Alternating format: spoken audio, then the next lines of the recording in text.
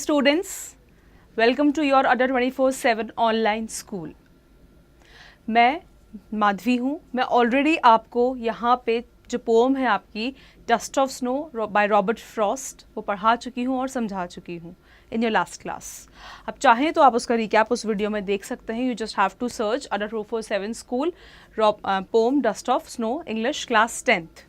Alright, so now क्योंकि एक बड़ी छोटी सी पोएम थी हमारी, 2 पैराग्राफ्स में थी, आपको उसकी राइम स्कीम, पोएम क्या है, कैसे पोएट का मूड पहले सैड था बट अब हैप्पी हो गया है, ये चीज़ें आपको अच्छी तरह से बता दी गई है, समझा दी गई है।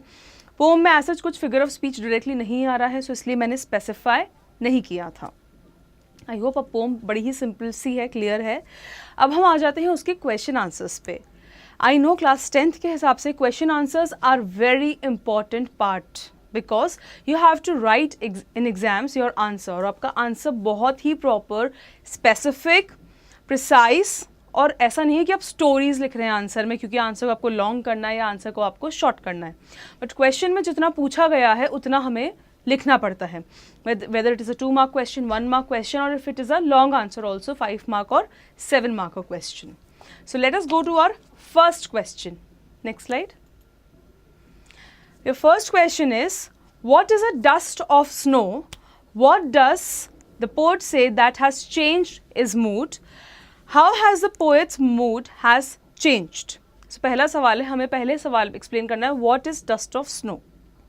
Second question, which in same question जो पूछा है, what does the poet say that has changed his mood? ऐसा क्या होता है कि पोएट का मूड जो है पोएट्री के एंड में चेंज हो जाता है, वो उसका हमें आंसर लिखना है।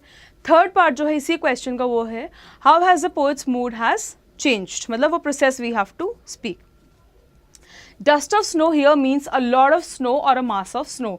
जब स्नोफॉल होती है, यूजुअली इंडिया में तो हमें बहुत कम जगह पे मिलती है कि स्नोफॉल हो रही है, बट बाहर की जो कंट्रीज़ हैं वहाँ पे काफ़ी जगह स्नोफॉल होती है specially during your winter times, right.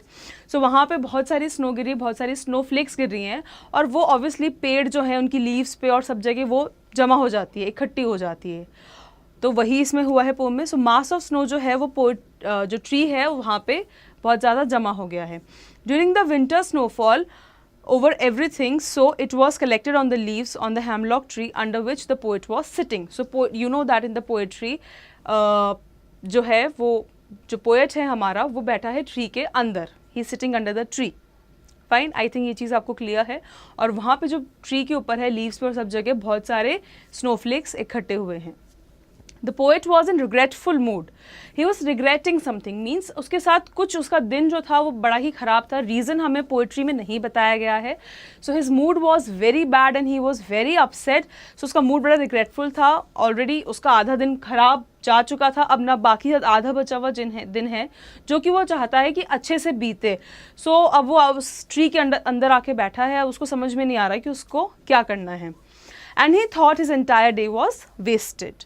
However, the sight of the snow dust falling from the tree changed his mood wholly and gave him a cheerful vibe. जब एक्चुअली वो सब जो भी जितनी भी स्नो डस्ट है वो जब ऊपर से नीचे गिरी तो उसका मूड चेंज हो गया, और उसका मूड हो गया एकदम happy and cheerful.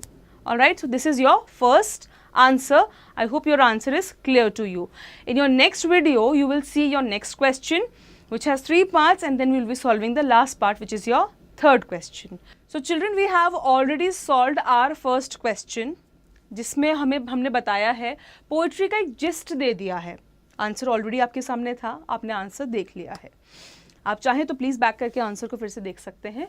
So what I'm trying to tell you here is, इसमें आपको पोइट्री की समरी हो गई है, आपको क्लियर है कि पोएट का मूड कैसे पहले अलग था, बाद में अलग हो गया। डस्ट ऑफ स्नो क्या होता है ये सब हमें क्लियर है। हम now in our next slide we will be solving next 2 questions. So I hope now your answer number 1 is very much clear to you. You have understood the concept. Thank you so much.